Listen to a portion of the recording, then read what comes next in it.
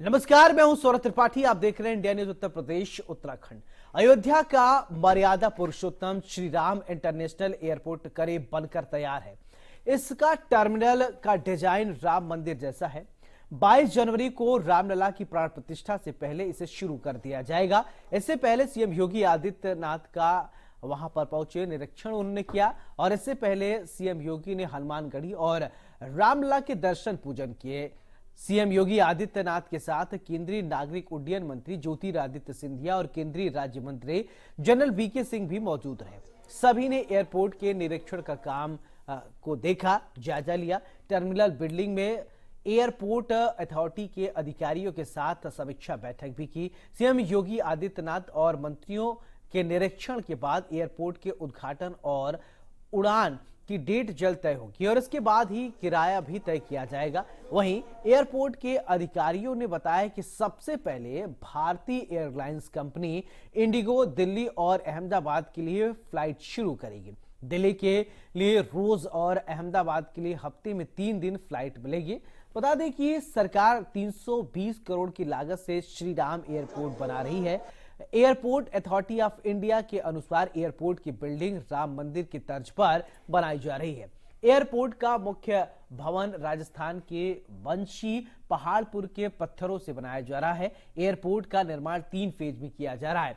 पहले फेज में घरेलू उड़ान की सुविधा होगी। पूरे देश के एयरपोर्ट से अयोध्या की कनेक्टिविटी होगी। यहां पर 500 यात्रियों के एक बार में आने और जाने की सुविधा होगी। टर्मिनल 1 की बिल्डिंग में 250 यात्री आ जा सकते हैं और इसी तरीके से 500 यात्रियों की सुविधा होगी। यानी ये पूरी तरीके से अत्याधुनिक व्यवस्थाओं से लैस होगी और ये बेहद ही खास है। तो श्री राम इंटरनेशनल एयरपोर्ट का निरीक्षण करने पहुंचे मुख्यमंत्री योगी आदित्यनाथ, साथ में उड्डयन मंत्री ज्योतिरादित्य सिंधिया भी मौजूद रहे। श्री राम इंटरनेशनल एयरपोर्ट का निरीक्षण करने के बाद सीएम योगी आदित्यनाथ ने क्या कुछ कहा है, चलिए सुनवाते हैं। प्रभु श्री राम की पावन अयोध्या देश के यशस्वी प्रधानमंत्री मोदी जी के विजन के अनुरूप एक नए भारत की नई अयोध्या बन रही है। अयोध्या के विकास कार्यों के लिए, उनकी समीक्षा के लिए मैं समय समय पर अयोध्या का विजिट करता रहा हूं। आज हम लोग आए हैं केंद्रीय मंत्री, नागरिक उड्डयन मंत्री श्री ज्योतिरादित्य सिंधिया जी और जनरल वीके सिंह जी के साथ में अयोध्या की देश और दुनिया के साथ कैसे कनेक्टिविटी होनी है, यहाँ के एयरपोर्ट का निरीक्षण करने के लिए। और अभी यहाँ पे जो प्रेजेंटेशन हुआ है इसके अनुरूप 15 दिसंबर तक ये नया एयरपोर्ट पूरी तरह बनकर के तैयार होगा और जो भी तिथि आदरणीय प्रधानमंत्री जी के द्वारा दी जाएगी उसी के अनुरूप न केवल एयरपोर्ट बल्कि अयोध्या के विकास कार्यों और न्यू अयोध्या जो प्रभु राम के अयोध्या में भव्य मंदिर में विराजमान होने के पूर्व सज करके एक नई अयोध्या के रूप में देश और दुनिया के सामने होगी। जिस तेजी के साथ उनके निर्देशन में एयरपोर्ट अथॉरिटी ऑफ इंडिया ने इस कार्य को समयबद्ध तरीके से आगे बढ़ा करके श्री राम मंदिर, श्री राम जन्मभूमि पर भव्य मंदिर के लोकार्पण के पूर्व अयोध्या को वायु सेवा से जोड़ने के जिस लक्ष्य को लेकर के वो चले हैं वह तिथि अब नज़दीक आ चुकी है और अयोध्या वासियों को कई प्रकार की सौगातें मिलने वाली हैं।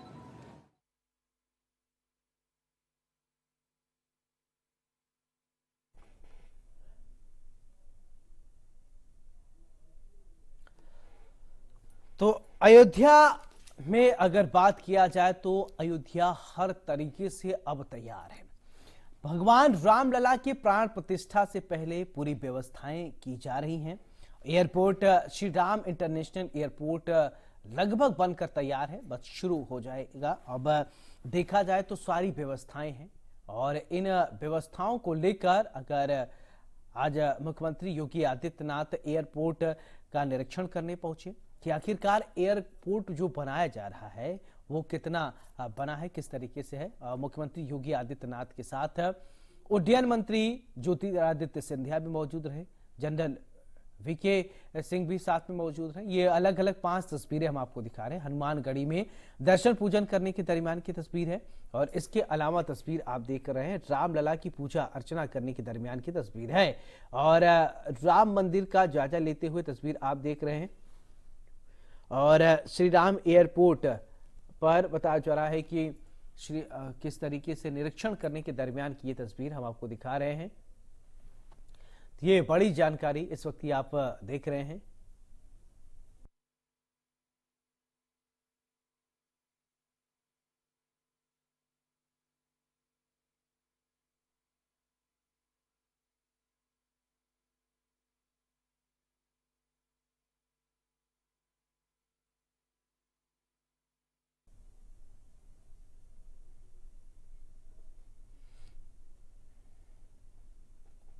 तो सीएम योगी आदित्यनाथ का रामपथ, रामलला के दर्शन, हनुमानगढ़ी में पूजन।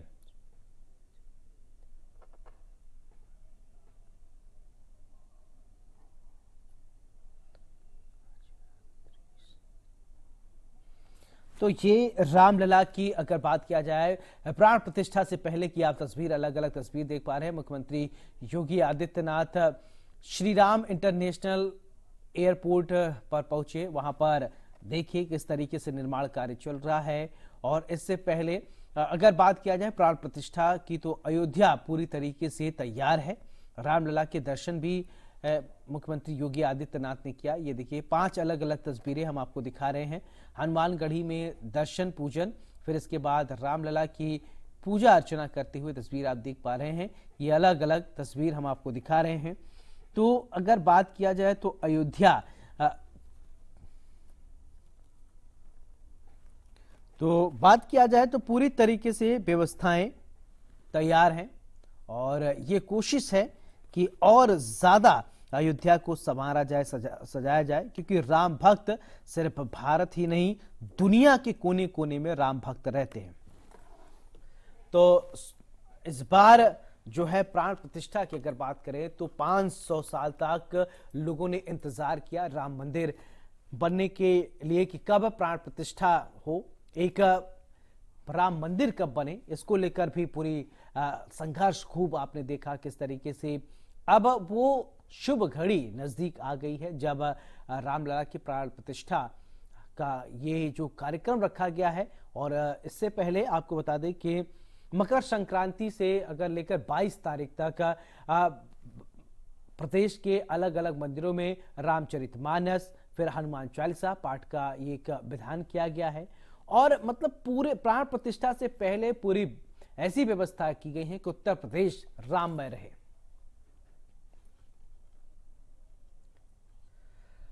तो प्राण प्रतिष्ठा से पहले की तस्वीर हम आपको दिखा रहे हैं। अब बेहद ही शानदार तरीके से भव्य अयोध्या, दिव्य अयोध्या को बनाया जा रहा है, संवारा जा रहा है, सजाया जा रहा है। हमारे साथ स्वामी जगजीतन पांडे जी जुड़ गए हैं, बहुत बहुत स्वागत है। आप महामंत्री अखिल भारतीय धर्म संघ के हैं, आचार्य बद्रीश हिंदू धर्म गुरु आप हैं, आपका भी बहुत बहुत स्वागत है।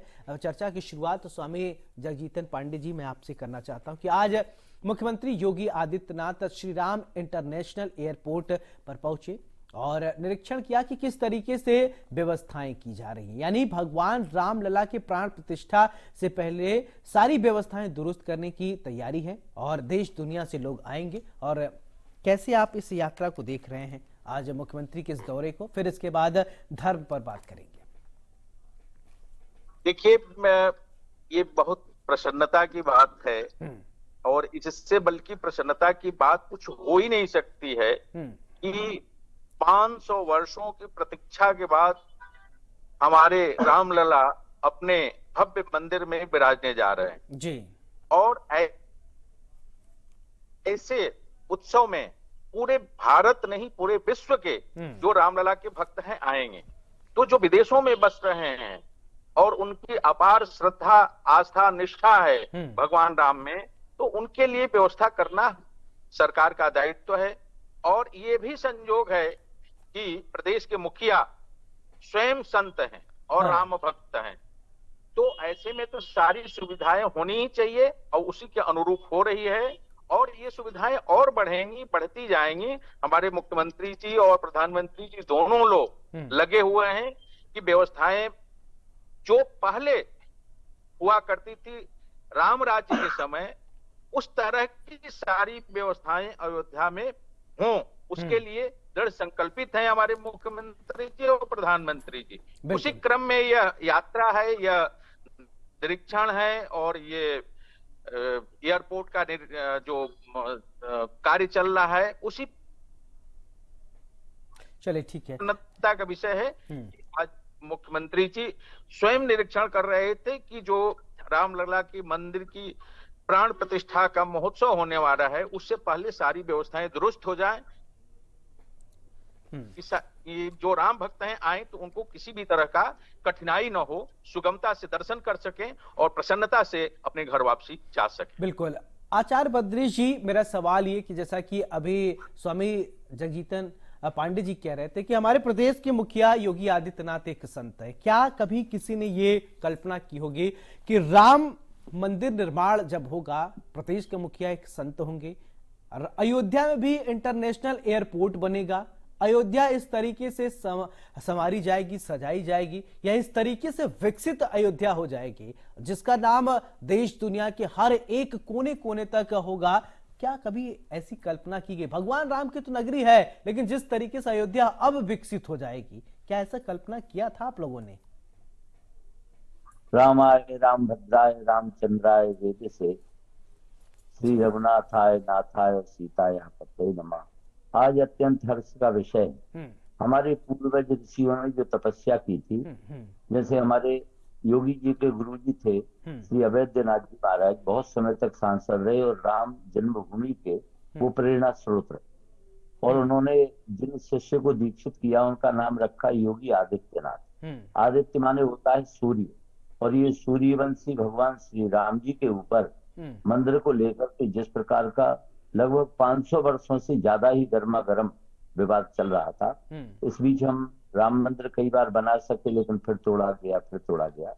और आज योगी आदित्यनाथ जी के नेतृत्व में, और नरेंद्र कहा जाता है जो मनुष्यों में राजा होता है, नरेंद्र नरों में इंद्र, इन दोनों की ऐसी राम और लक्ष्मण की सी जोड़ी आई, इन्होंने आकर के आज समस्त भारतवासियों की आत्मा को एकदम आनंद में मग्न कर दिया है।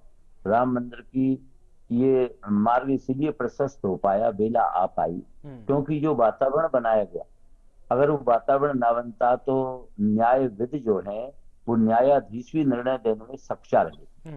इस प्रकार का सुंदर पवित्र वातावरण बना, और इन दोनों महानुभावों के द्वारा आज जो चिरकाल की प्रतीक्षा थी, जो कि 22 जनवरी को पूरी होने जा रही है, आज हम सभी बहुत गदगद हैं, बहुत आनंदित हैं।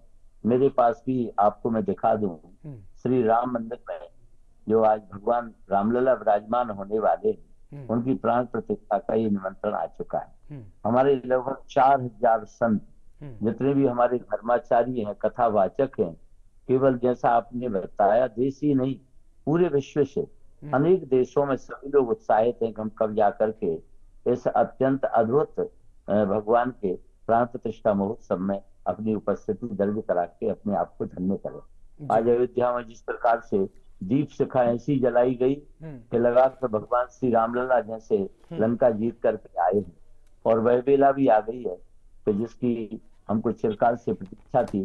यद्यपि काशी विश्वनाथ का एक दिव्य और भव्य भगवान का देवालय देख चुके हैं, और उज्जैन में हम देख चुके हैं, और मथुरा की हम प्रतीक्षा कर रहे हैं। इससे पूर्व रामलला जब विराजमान होंगे और इतने संत समुदाय और भक्त समुदाय और समस्त जितने आराधक हैं उनके मध्य में उस अयोध्या में हमें लगता है कि राम जन्म जैसा उत्सव होने जा रहा है 22 जनवरी को।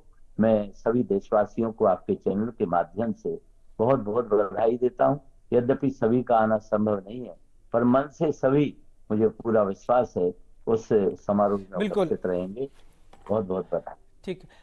स्वामी जी, स्वामी जगजीतन पांडे जी, एक सवाल ये कि देखिए, अयोध्या तो विकसित हो ही रही है, इसमें कोई किसी तरीके की संदेह नहीं, लेकिन आसपास के करीब 20 से 25-30 किलोमीटर के क्षेत्र भी डेवलप हो जाएंगे। लोग आएंगे तो रहने के लिए व्यवस्था चाहिए, और कहीं न कहीं आर्थिक दृष्टि से भी अब अयोध्या बहुत मजबूत हो जाएगी। और भगवान राम की तो नगरी है ही है, कई सारे और दृष्टिकोण से जो है देश प्रदेश की आर्थिक में व्यवस्था में वृद्धि करने के लिए अयोध्या की एक महती भूमिका भी होने वाली, इस दृष्टिकोण से भी हम देख सकते हैं। अब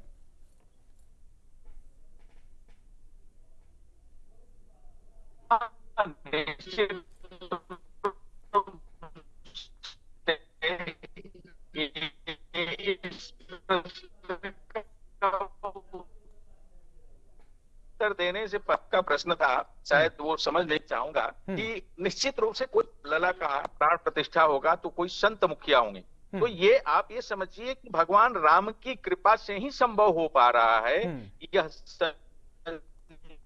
जो कोई भारतवर्ष का कोई कभी भी कल्पना नहीं किया था कि ऐसा होगा कि जब प्राण प्रतिष्ठा महोत्सव भव्यता से मनाई जाएगी तो प्रदेश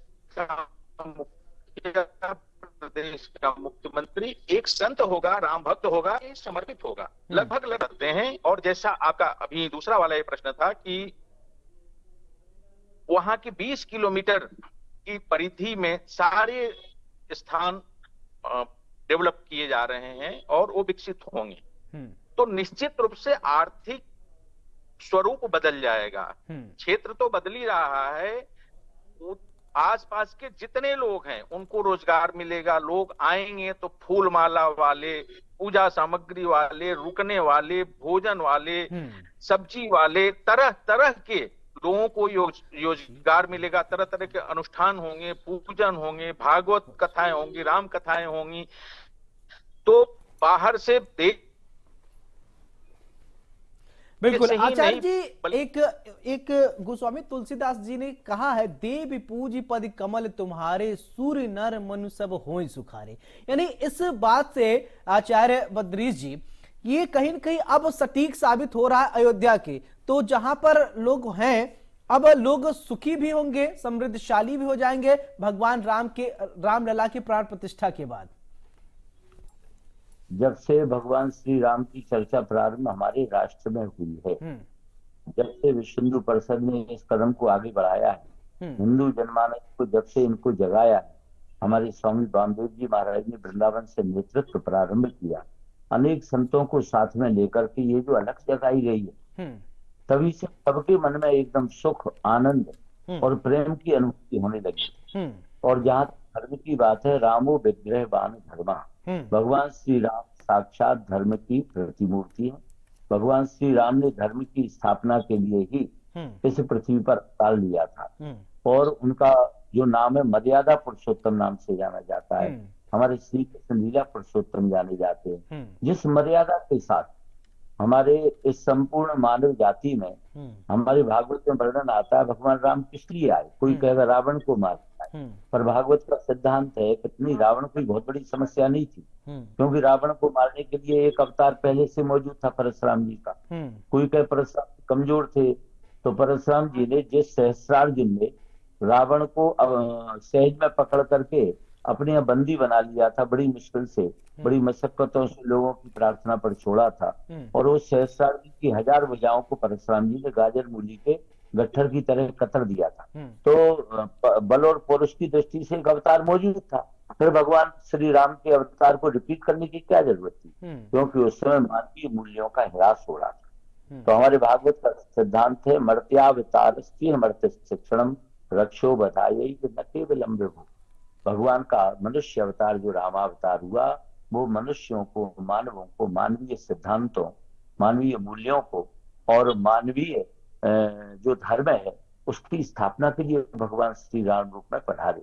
बाप का बेटे से, बेटा का पिता से, भाई का भाई से और पति का पत्नी से, पत्नी का पति से, दुश्मन का और दुश्मन से, दोस्त का दोस्त से, गुरु का शिष्य से, किसका कैसे संबंध हम मानव जीवन में निर्वहन करें, इसलिए भगवान श्री राम पधारे थे। और जब से हमारे योगी जी ने यहाँ पर एक संत ने कदम रखा, हमारे यहाँ तो हम आपको बताएं, हम आपके चैनल के माध्यम से बतावें, तो पूरे हमारे उत्तर भारत में तो राम राज्य उसी दिन स्थापित हो गया। जितने आतताई अत्याचारी, जिनको साधारण गमारू भाषा में गुंडे बदमाश कहते हैं, उनका अता पता ही नहीं है अब कहाँ चले गए। महिलाएं खूब सुरक्षित भ्रमण कर रही हैं, हमारे मंदिर देवालय सुरक्षित हैं, जितनी भी मर्यादाएं हमारी धर्म की, उन सब का बहुत अच्छी तरह से पालन हो रहा है।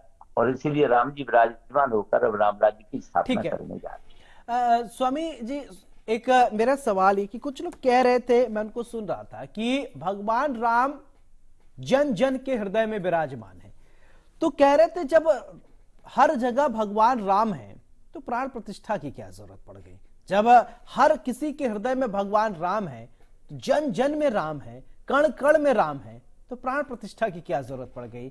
स्वामी जगजीतन पांडे जी, इसका जवाब दीजिए ऐसा कि ताकि वो लोग भी समझ पाए कि आखिरकार क्यों जरूरत पड़ गई। देखिए, ये हम लोग तो वेदों में कर्म कांड भी है, उपासना कांड भी है और वेदांत की भी बात है, उपनिषद भी उसी से निकली हुई है। तो हमारे यहाँ तो तुलसीदास जी बड़ी स्पष्ट रामचरितमानस के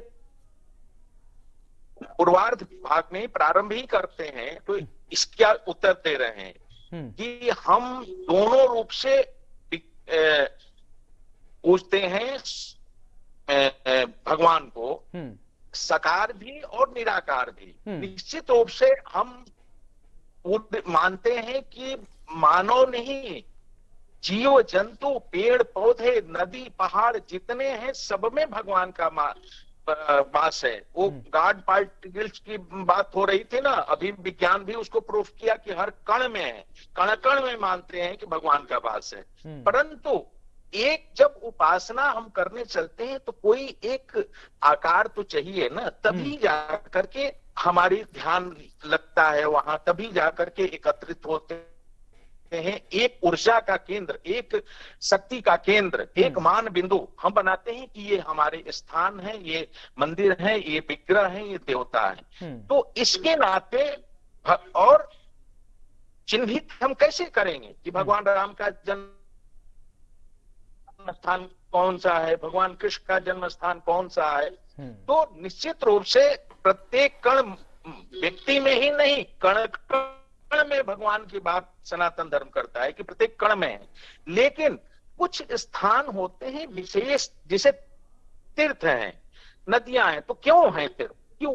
वो ऊर्जा का, धर्म का केंद्र है, शक्ति का केंद्र है। तो इसके नाते हम निर्माण करते हैं और ये चिन्हित होता है कि भगवान राम यहीं पर जन्म लिए, भगवान कृष्ण यहीं जन्म लिए, 12 ज्योतिर्लिंग यहाँ है। ठीक है आचार्य बद्री जी, एक दुहा ये है, कस्तूरी कुंडल बसे मृग ढूंढे बनमाही, ऐसे घटी घटी राम है दुनिया देखी नाही। यानी भगवान श्री राम हर जगह है। जैसा कि अभी मैं स्वामी जी से ये सवाल पूछ रहा था कि कुछ लोग ये कह रहे थे कि भाई जब कण कण में, हर एक बिंदु पर, शून्य में भी, आकाश में भी, कैसा कहीं ऐसा है नहीं जहां राम का रमण न करते हो, राम हो न। और तो फिर कुछ लोगों का ये मंतव्य था कि फिर प्राण प्रतिष्ठा की क्या जरूरत पड़ेगी। तो वो स्वामी जी समझा रहे थे, आपका आचार्य जी क्या मंतव्य है, आप भी स्पष्ट कर दे। भगवान श्री राम जो है, भले ही मनुष्य अवतार लेकर के आए, परंतु वो पूर्ण ब्रह्म है, परिपूर्ण ब्रह्म है भगवान श्री राम। और परिपूर्ण ब्रह्म जो है वह संपूर्ण जीव जगत में व्याप्त रहता है। उसके दो रूप होते हैं, एक तो निराकार, निर्गुण निराकार, और एक सगुण साकार। एक राम दशरथ का बेटा, एक राम सब घट में बैठा, एक राम ने किया पसारा, एक राम सब जग से न्यारा। तो शरीर राम दशरथ का बेटा, आत्मा राम सब घट में बैठा, आत्मा राम सब घट में बैठा, और सगुण राम ने किया पसारा, निर्गुण राम सब जग से न्यारा। जैसे हाथी है तो भगवान का वह जो आत्म स्वरूप है वो हाथी के रूप में परिवर्तित हो जाता है, जैसे चींटी है, चींटी के रूप में परिवर्तित हो जाता है। और इसी तरह से जितने भी जीव जंतु हैं, जैसे पानी जिस बर्तन में रखो जी। उसी आकार को कर लेता है। इसीलिए इसी तरह से उन परब्रह्म परमात्मा का जो ये जीव स्वरूप है वो जिस शरीर में डालते हैं और उसमें वह उपस्थित हो जाता है। तो भगवान का जो निर्गुण निराकार और सगुण साकार स्वरूप है, बिल्कुल। जब हम सगुण के रूप में भगवान का ध्यान करते हैं, मूर्ति के रूप में उनकी पूजा करते हैं, तब हमको उसके बिल्कुल, भीतर अपने अपने बैठे आस्था के अनुसार लोग पूजा पाठ करते हैं। स्वामी जगजीतन पांडे जी बहुत बहुत शुक्रिया। आचार्य बद्रीश जी आपका भी बहुत बहुत शुक्रिया। तो आज हमने इस बड़ी बहस में जाना कि भगवान रामलला की प्राण प्रतिष्ठा से कैसे अगर बात किया जाए पूरी व्यवस्थाएं की जा रही हैं।